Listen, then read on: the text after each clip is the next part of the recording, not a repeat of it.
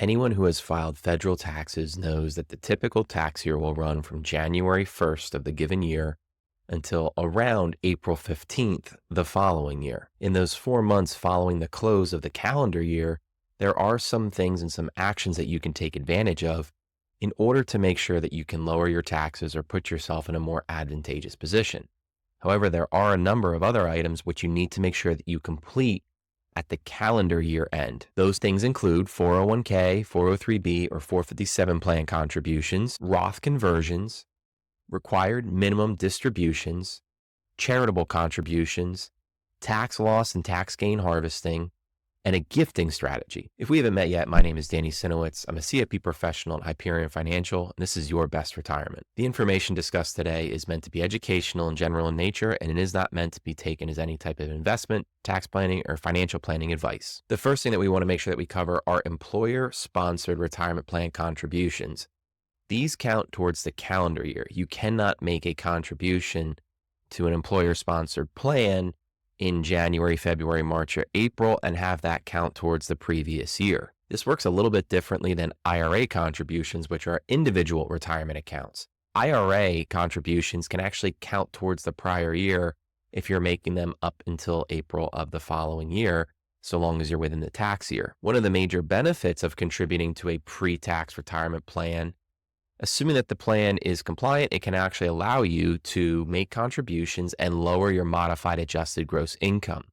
Your modified adjusted gross income has a lot of different applications to it when it comes to planning. So by making sure that you're able to get these contributions in during the correct year, you can then lower your modified adjusted gross income and make sure you're eligible for tax credits or just lowering your taxable liability in general. The second thing that you have to do in the calendar year are Roth conversions. Roth contributions and conversions are a different thing. Roth contributions you can make up to in the tax deadline. So again, April the next year is typically when you can do that. Roth conversions need to be completed within the calendar year. We've done a number of videos on Roth conversions, and I'm linking to 2 of them right now. But what we also want to make sure of is when we're doing Roth conversions, one of the big things to keep in mind is you want to make sure that you have a good projection of what your income will be prior to doing that Roth conversion.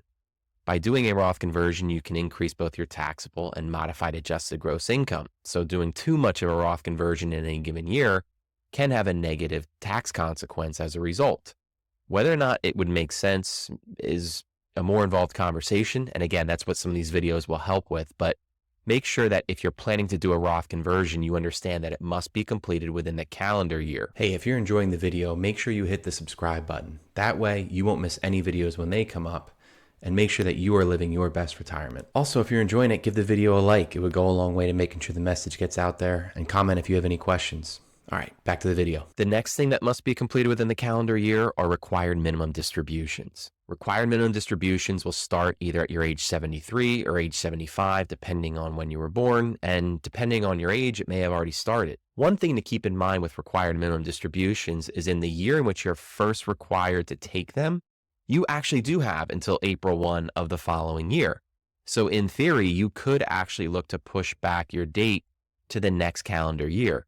But understand, if you decide to utilize that strategy, you'll have the required minimum distribution for the year in which you defer, plus the next year. So you could notice, if you have a sizable RMD, that it could drive up your modified adjusted gross income that next year. Moving forward, though, it's a December 31st deadline. So make sure that you have a plan in place to take that required minimum distribution. Otherwise, you'll be faced with a penalty. And that penalty is 25% of the amount that should have been withdrawn.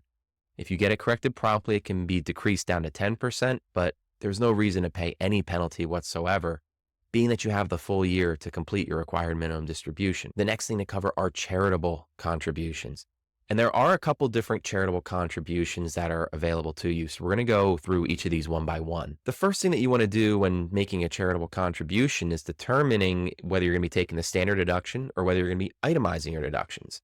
If you're itemizing your deductions, you're eligible to deduct qualified charitable contributions up to 60% of your adjusted gross income. If you're contributing a non-cash contribution, you're eligible to deduct up to 30% of your adjusted gross income. Another thing to keep in mind is that you're able to actually have a 5-year forward-looking period if you contribute more than 60% or 30% in a given year. The second type of charitable planning that can be considered is what's known as a qualified charitable distribution. And this applies to individuals who are taking required minimum distributions. A qualified charitable distribution will allow you to actually take that required minimum distribution. And if you are taking that required minimum distribution and contributing that directly to a charity, that can be received tax-free. Qualified charitable distribution will allow you to donate a portion or all of your income that you receive directly to charity. And you're able to deduct this from your taxable income. In 2024, the QCD limit is $105,000. So if your RMD is that high and you plan to make a contribution to a charity via the QCD, you're able to donate up to that amount via your IRA. For couples who are married filing jointly, this amount will double. One thing of note, though, is that the custodian typically will not mark that this is utilized as a QCD. So it will show on your 1099 the following year that you did take out the required minimum distribution. And unless you report it as a QCD on your taxes, you won't get the credit for that qualified charitable distribution. Make sure that you or your tax professional are aware of this. Another type of charitable strategy is what's known as utilizing a donor-advised fund. A donor-advised fund can allow you to make charitable contributions over time, but you can enjoy the benefit of a tax write-off in one given year. You can think of this as a front-loaded charitable contribution, which will continue to contribute over time.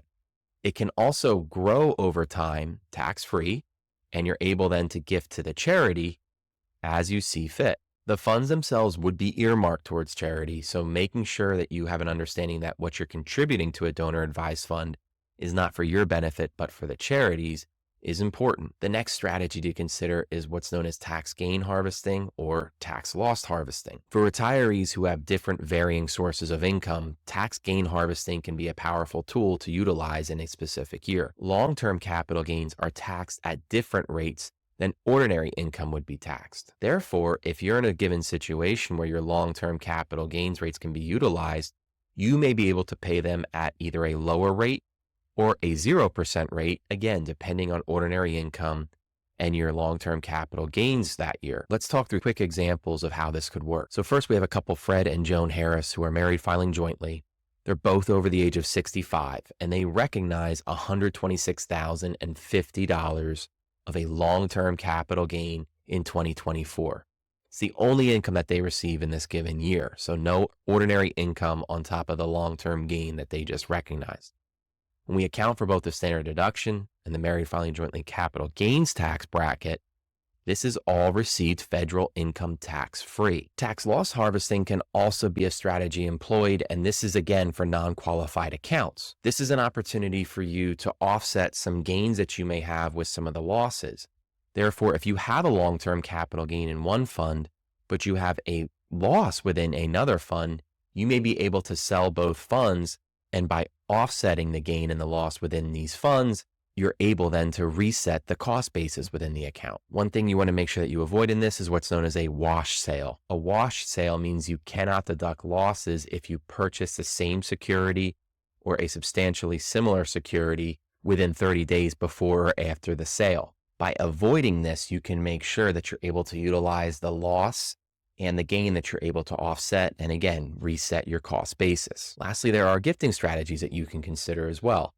One common way that people like to take advantage of gifting strategies is to gift up to the annual allowable limit in which you don't need to do any reporting.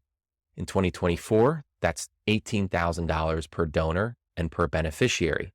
Therefore, if a couple married filing jointly would like to make a contribution to a child, they're able to gift $36,000 in the given tax year to that child, and no reporting needs to be done. As the end of the calendar year approaches, making sure that you have a strategy for all these things that we discussed is very important. Also, understanding what you can do in the new year is equally important. Regardless, the plan itself that you have, you want to make sure is accomplishing your goals and what you're trying to complete. And if you haven't yet, please subscribe to the channel. It's a great way to grow the channel and get more of this information out to more people. Like it, share it, and comment if you find this useful. But also check out HyperionFP.com for more great information for anything related to retirement planning.